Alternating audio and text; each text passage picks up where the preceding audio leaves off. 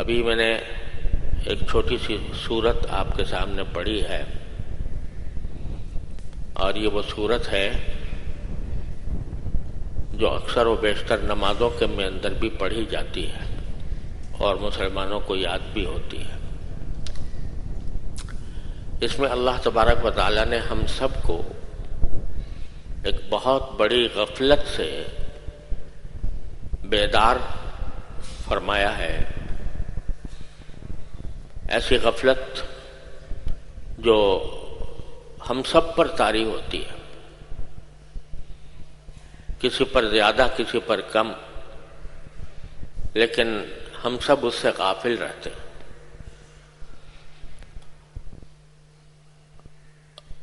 غفلت یہ ہے کہ ہم آنکھوں سے دیکھتے ہیں کہ انسان کوئی بھی ہو وہ ہمیشہ اس دنیا میں رہنے کے لیے نہیں آتا۔ کوئی بڑے سے بڑا صاحب اقتدار ہو، بادشاہ ہو، سرمایہ دار ہو، ولی ہو، پیغمبر ہو، وہ بھی ہمیشہ دنیا میں رہنے کے لیے نہیں آتا۔ لہذا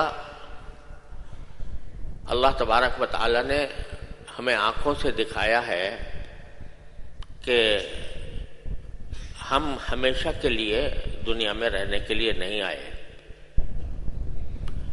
یہ ایک ایسی حقیقت ہے جس سے کوئی بدترین دہریہ بھی، ملحد بھی، بے دین بھی، کافر بھی انکار نہیں کر سکتا۔ لوگوں نے خدا کا انکار کر دیا اعوذ باللہ،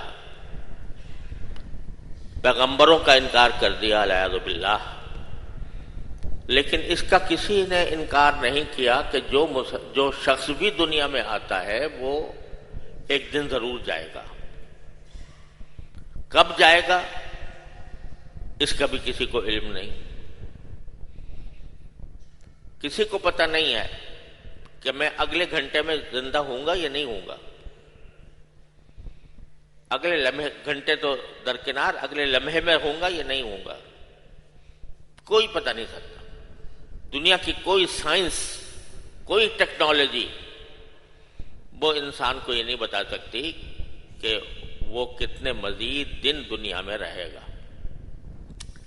یہ ایک ایسی حقیقت ہے کہ جو ہر انسان کے سامنے ہے، بدیہی ہے، اس پر دلائل قائم کرنے کی کوئی ضرورت نہیں ہے، لیکن جتنی یہ بدیہی ہے، جتنی یہ حقیقت ہے، جتنا یہ مسلم ہے، اتنی ہی اس سے غفلت ہماری عام ہے۔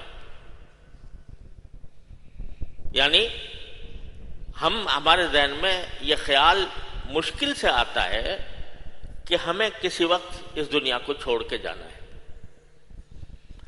اور یہ حقیقت انسان اگر ذرا بھی غور کرے تو اس کو یہ پتہ چل جائے گا کہ یہ دنیا کی جو زندگی ہے یہ ہماری منزل نہیں ہے، یہ ہمارا ہمیشہ کا ٹھکانہ نہیں ہے، یہ ایک سفر ہے جو پیدائش سے شروع ہوتا ہے اور موت پہ جا کے ختم ہو جاتا ہے، جس کا کوئی وقت مقرر نہیں ہے۔ لیکن اس کے باوجود ہم زندگی کے اندر دنیا کو اس طرح سمجھتے ہیں جیسے ہمارا سارا اوڑھنا بچھونا، ہماری ساری توانائیاں وہ اسی پر خرچ ہوتی۔ ارے بھائی، ایک شخص دنیا میں آیا اور اسے ہر حال میں جانا ہے، کسی نہ کسی وقت جانا ہے، تو اس سے بات معلوم ہو رہی ہے کہ یہ سفر ہے اور منزل کچھ اور ہے۔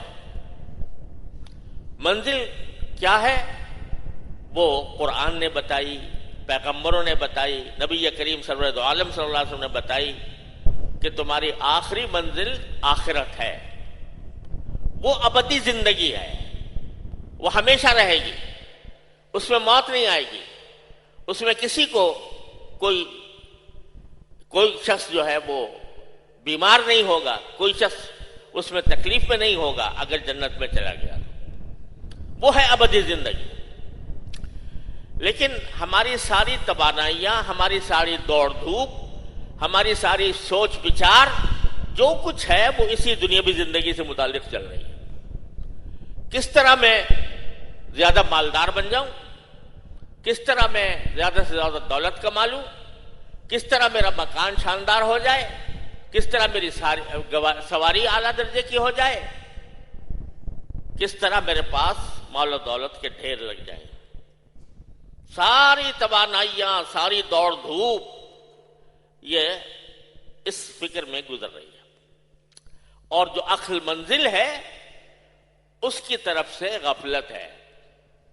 تو قرآن کریم یہاں یہ فرما رہا ہے کہ الہاکم التکاثر, تمہیں تمہارے ایک دوسرے سے زیادہ مال جمع کرنے اور زیادہ سے زیادہ راحتیں حاصل کرنے اور زیادہ سے زیادہ لذت حاصل کرنے کی دوڑ میں تمہیں غافل بنا رکھا ہے. الحاکم کے معنی تمہیں غافل بنا دیا ہے. کس چیز نے بنا دیا ہے؟ کہ تم اس دوڑ میں لگے ہوئے ہو کہ کس طرح میرا مال بڑھ جائے, کس طرح میری آرام بڑھ جائے, کس طرح میری لذت بڑھ جائے. ساری تمہاری دوڑ دھوپ اس پر لگی ہوئی ہے, اور جو اصل منزل ہے اس سے تم غافل ہو گئے ہو. الہاکم التکاثر, ایک دوسرے سے آگے بڑھنے کی فکر نے تم کو غافل کر دیا ہے. حتی زرتم المقابر, یہاں تک کہ اسی دوڑ دھوپ میں, اسی فکر میں, اسی سوچ بچار میں آخر کار تم قبروں تک پہنچ جاتے ہو.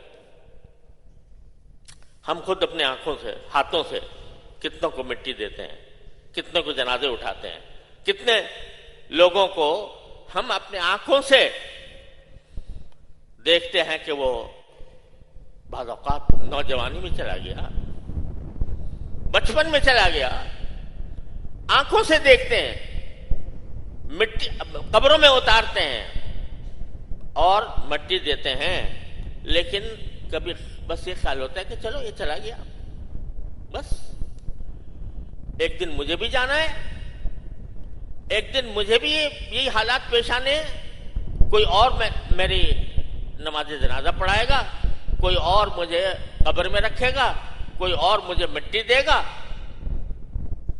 اس کا خیال ہاتھ جھاڑ کر, یہ خیال جھاڑ کے ہم قبرستان سے چلے جاتے ہیں. تو قرآن کہتا ہے کہ الہاکم التکاثر حتی زرتم المقابر, تمہیں ایک دوسرے سے بڑھنے کی فکر نے غافل کر دیا ہے.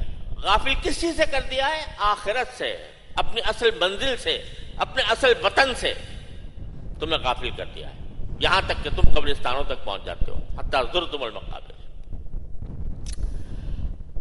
اللہ تعالیٰ نے فرمایا قرآن کریم میں کہ ارے بھائی, ہم نے تم کو جو دنیا میں بھیجا تھا وہ اصل میں تمہارا اصل مقصد تھا بندگی. ما خلقت الجن والانس الا لیعبدون, جنات اور انسانوں کو ہم نے صرف ایک کام کے لیے پیدا کیا کہ وہ ہماری بندگی کریں. بندگی صرف جو چند ظاہری عبادات ہیں ان کی حد تک محدود نہیں ہے. بندگی کے معنی یہ ہے کہ انسان جہاں بھی ہو وہ اپنے آپ کو اللہ کا بندہ سمجھے, اور جس جگہ بھی کام کر رہا ہو وہاں وہ اللہ تبارک و تعالیٰ کے احکام کا پابند ہو. انسان صرف مسجد میں مسلمان نہیں ہے, بازار میں بھی مسلمان ہے, حکومت کے ایوانوں بھی مسلمان ہے, گھر میں بھی مسلمان ہے, دوستوں عزیزوں سے تعلقات قائم کرتے وقت بھی مسلمان ہے. اور ان تمام چیزوں کے لیے اللہ تبارک و تعالی نے نبی کریم سرور دو عالم صلی اللہ علیہ وسلم کی سنت ہمارے لیے ایک مشعل راہ بھیج دی ہے. تجارت کرو تو کیسے کرو, گھر والوں کے ساتھ ملو تو کیسے ملو, حکومت کرو تو کیسے کرو. دنیا کی جتنی انسان کی حاجات ہیں اور جتنی دنیا کے اندر انسان کام کرتا ہے ان سب کے بارے میں روشنی عطا فرما دی نبی کریم سرور دو عالم صلی اللہ علیہ وسلم کے ارشادات اور آپ کی تعلیمات میں. لقد جاءکم من اللہ نور و کتاب مبین. تمہارے پاس اللہ کی طرف سے یہ نور آ گیا ہے. کون سا نور؟ نبی کریم سرورد عالم صلی اللہ علیہ وسلم کی تعلیمات کا نور، آپ کی سنت کا نور،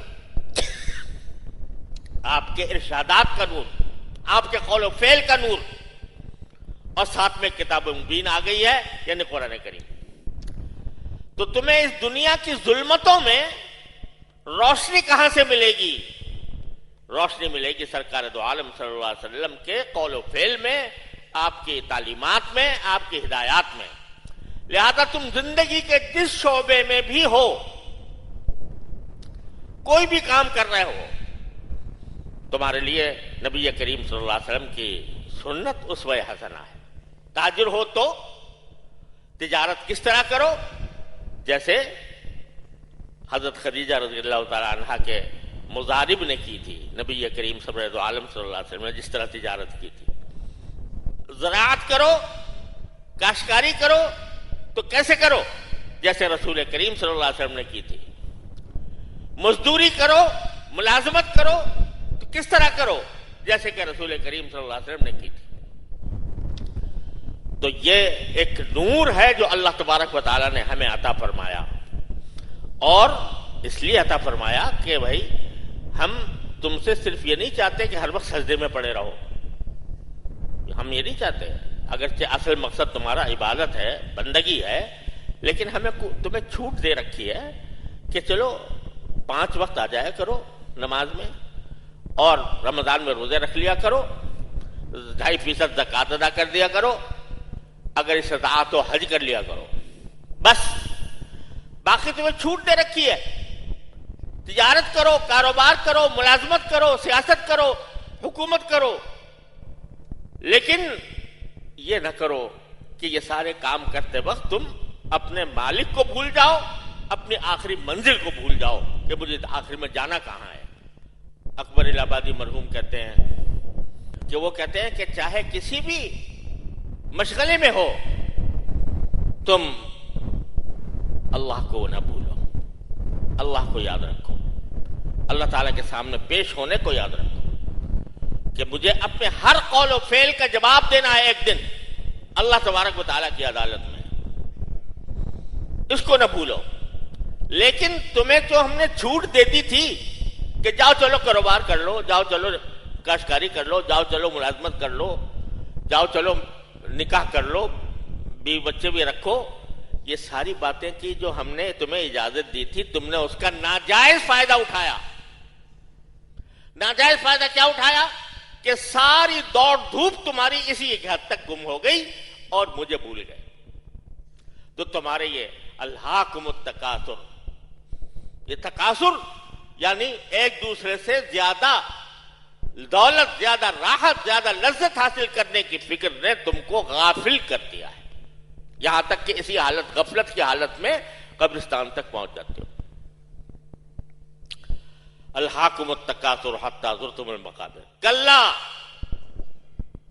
باری طرف فرماتے ہیں ہرگز نہیں، یہ جو روش تم نے اختیار کر رکھی ہے یہ ہرگز تمہارے لیے نقصان فائدہ مند نہیں ہے. سوف تعلمون، زیادہ دور کا وقت نہیں ہے کہ تمہیں ان قریب پتہ لگ جائے گا. کیا پتہ لگ جائے گا؟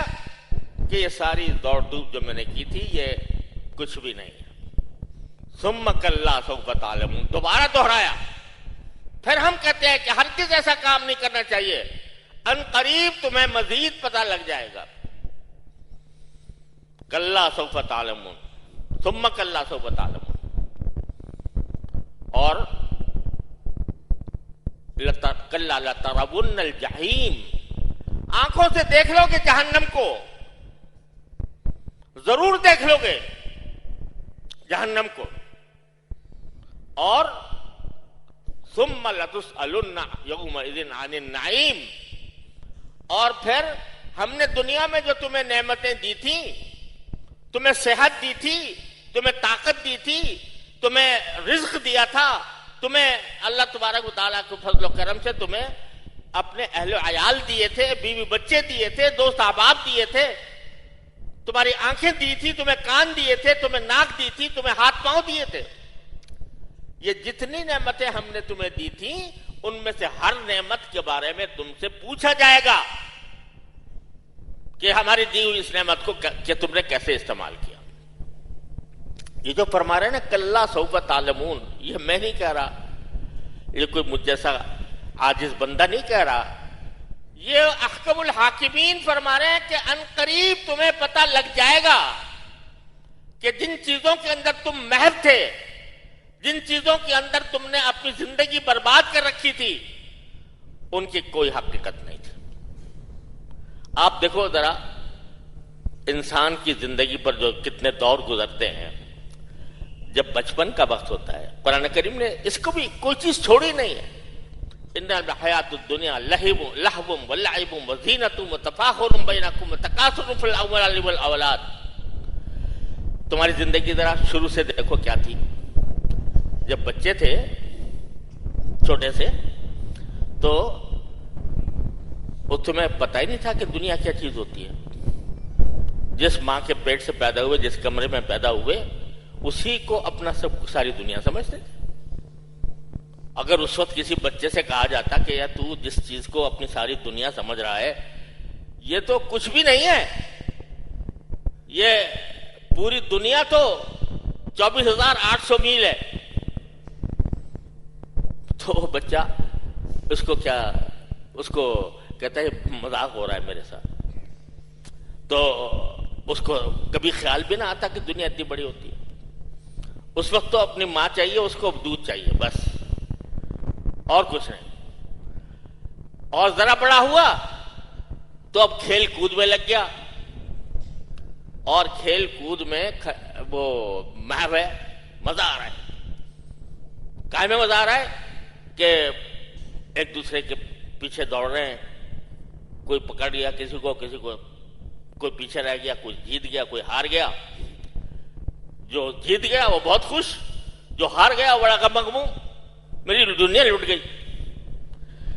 میرے والد ماجد قدس اللہ تعالیٰ سرہ فرمایا کرتے تھے کہ مجھے اپنے بچپن کی بات یاد آتی ہے کہ ایک ہمارے بچپن میں ایسا کھیل ہوتا تھا، بالکل بچپن میں، کہ یہ سرکنڈے ہوتے تھے نا، وہ کسی ڈھالدار چیز پر ایسے نیچے بہاتے تھے، گراتے تھے.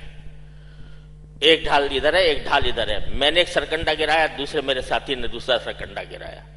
جس کا سرکنڈا پہلے پہنچ گیا وہ جیت گیا، اور اس نے دوسرے کے سرکنڈے قبضے میں کر لیے. تو کہتے میں اپنے بڑے تائزاد بھائی تھے، ان کے ساتھ میں یہ کھیل کھیل رہا تھا. تو وہ ماہر تھے اس کھیل کے اندر، میں والد صاحب کبھی کھیل کی طرف توجہ ہی نہیں ہوئی. تو وہ کہتے ہیں وہ ماہر تھے. تو ایک مرتبہ کیا ہوا کہ وہ سارے جیت گئے اور میرے سارے سرکنڈے قبضے میں کر لیے اپنے. تو کہتے ہیں مجھے اس وقت یاد ہے کہ ایسا زبردست صدمہ ہوا جیسے میری کائنات لٹ گئی، کائنات لٹ گئی، ایسا صدمہ ہوا. اب یاد آتا ہے تو سوچتا ہوں یار کس چیز کے اوپر میں اپنے آپ کو اتنا لٹا ہوا سمجھ رہا تھا کہ سرکنڈے جو ہے وہ دوسرا لے گیا جس کی کوئی قیمت نہیں، اس کے اوپر بھی میں اتنا رنجیدہ تھا. تو جب بڑا ہوتا ہے تو یاد آتا ہے یار میں کون سے کھیل کھیلا کرتا تھا اور اس میں کس طرح مجھے مزہ آتا تھا، کس طرح نہیں. میرا ایک نواسا ہے، وہ ایک دن کھیل رہا تھا ایسے ہی، پتہ نہیں کیا کھیل رہا تھا کچھ. تو میں نے ایسے ہی اس کو چھیڑنے کے لیے پوچھا کہ تم یہ کیا کر رہے ہو؟ کہ جی کھیل رہا ہوں. تو میں نے کہا تمہیں مزہ آتا ہے اس میں؟ تو کہنے لگا جی بہت مزہ آتا ہے. تو میں نے کہا یہ اس میں کیا مزہ ہے تمہارے؟ کہنے لگا جب آپ چھوٹے بچے تھے تو آپ کو بھی مزہ آتا تھا کہ نہیں آتا تھا؟ تو وہ کہتا ہے مجھے باقی خیال ہوا کہ بھائی بات تو ٹھیک کر رہا ہے کہ اس قسم کے کھیلوں میں اسے مزہ آیا کرتا تھا. آج ہنسی آتی ہے، آج اس کے اوپر بعض اوقات صدمہ ہوتا ہے کہ میں اس زمانے میں اگر ان کھیلوں کے بجائے تعلیم حاصل کر لیتا کچھ تو شاید کچھ فائدہ ہو جاتا. لیکن اس وقت مزہ ہی اس میں تھا، مگن ہی اسی میں تھا، اسی کو دنیا سمجھے ہوئے تھا. آگے بڑھا تو پتا چلا کہ کچھ بھی حقیقت نہیں تھی.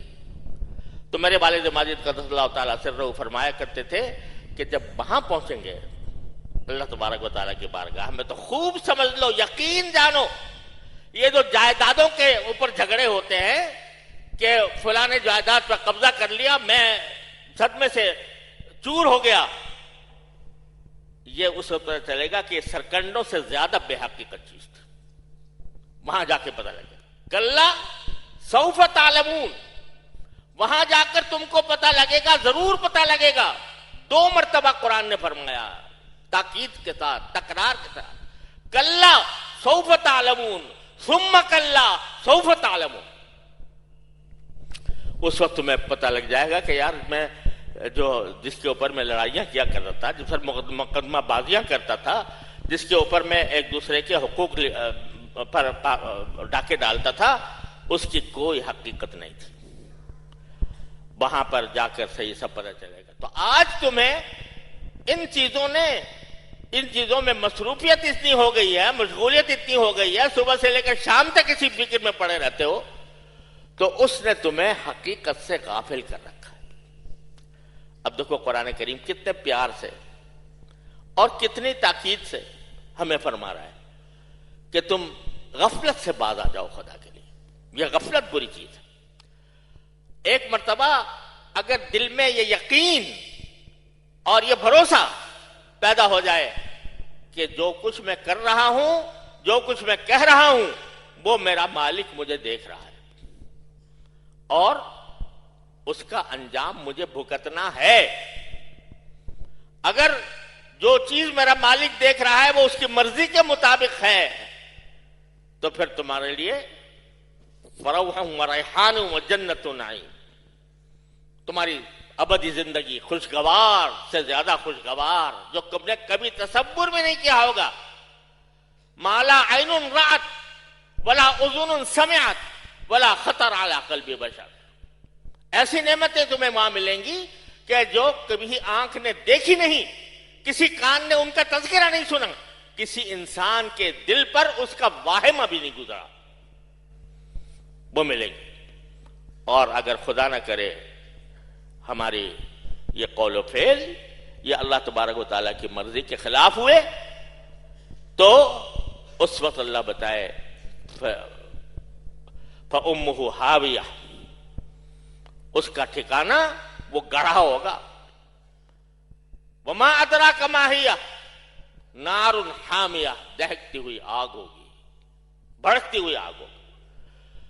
تو اس حقیقت سے تم غافل ہوئے بیٹھے ہو کہ میں ایک دن جاؤں گا اور میرا انجام اللہ تبارک و تعالیٰ کے قبض قدرت پہ ہوگا، میرے اعمال تولے جائیں گے، میرا حساب کتاب ہوگا، مجھ سے پوچھا جائے گا کتنا حلال کمایا تھا، کتنا حرام کمایا تھا. تو اس وجہ سے یہ اگر غفلت دور ہو جائے، اگر آدمی ایک مرتبہ یہ سمجھ لے کہ مجھے اللہ تعالیٰ کے پاس جانا ہے تو اپنے موجودہ حالات کو درست کرے، حلال کی فکر کرے، حرام سے بچے، اور جہاں اگر فرض کرو نہیں بچ پا رہا کسی وجہ سے تو کم از کم اللہ سے رجوع تو کر لے. یا اللہ مجھے معاف کر دے، یا اللہ مجھے معاف کر دے، اے اللہ مجھے صحیح راستے پر چلا دے، اے اللہ مجھے نبی کریم صلی اللہ علیہ وسلم کی سنت پر عمل کرنے کی توفیق عطا فرما دے. یہ کہنے میں کیا جاتا ہے؟ اللہ تعالیٰ کے سامنے جاتے ہوئے سامنے یہ باتیں پیش کرنے میں کیا تکلیف ہوتی ہے، کیا مقصد ہوتا ہے؟ ہر شخص روز ہر نماز کے بعد مانگا کرے اے اللہ مجھے تقوی عطا فرما دے، اے اللہ مجھے اتباع سنت کی توفیق عطا فرما دے، اے اللہ مجھے سیدھے راستے پر چلا دے، اے اللہ میری سمجھ ٹھیک کر دے، میرا عمل ٹھیک کر دے. یاد رکھو کہ اگر اس طرح بندہ دعا مانگے تو کم از کم غفلت دور ہوگی، اور اللہ تعالیٰ سے ممکن نہیں ہے کہ یہ دعائیں رد کر دیں. یہ دعائیں رد نہیں ہوں گی انشاءاللہ. اس کا اہتمام کرے ہر انسان تو انشاءاللہ زندگی درست ہو جائے گی، غفلت سے نجات مل جائے گی. اللہ تبارک و تعالیٰ اپنے فضل و کرم سے ہم سب کو غفلت سے نجات عطا فرمائے اور آخرت کے لیے فکر دلوں میں پیدا فرما دے. وآخر دعوانا الحمدللہ.